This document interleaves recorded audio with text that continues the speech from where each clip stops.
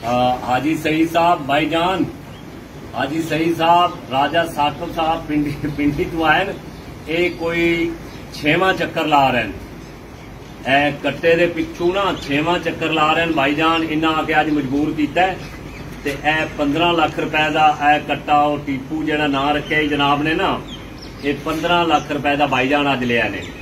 ते इन्हें मजबूर किया कि बई चौधरी आबाज गुजर का इन्हें फोन करवाया, चौधरी साहब भी फोन किया ते मैं कि भाई नूं दसा।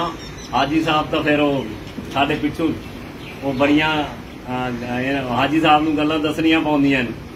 ते इस बार राजा साकब दे सर अल्लाह नसीब करे इन्ना कट्टा ले लिया है भाईजान। ते हाजी साहब मैं कि सर सलाम कर लीए, चलो इस बहाने एवें रौनक लगी रासी। ते ठीक हो गया हाजी साहब, मेहरबानी सर, अस्सलाम वालेकुम।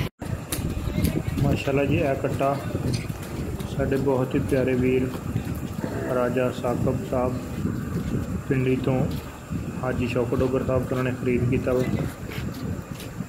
जिदा नाम टीपू है, नाम मुंतखब करने वाले हाजी सईद हुतियाना साहब पोते के रहने वाले, जिन्हों की वीडियो मैं पहले 1-2 दफ़ा अपने यूट्यूब चैनल पर ला चुका हूँ।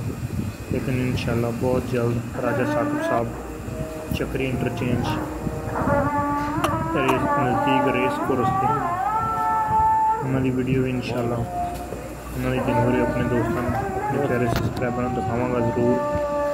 लेकिन यह झोटा उन्होंने 15 लाख रुपये का हाजी शौकत डोगर साहब तो खरीद की है। साढ़े बहुत ही प्यारे वीर तलक वास्ता ते राबता भी उन्होंने रहता वा राजा साकब साहब। माशाल्लाह अल्लाह पाक उन्होंने नसीब करे। मेरा नाम टीपू हाजी शौकत डोगर साहब तो लिया उन्होंने 15 लाख रुपए का।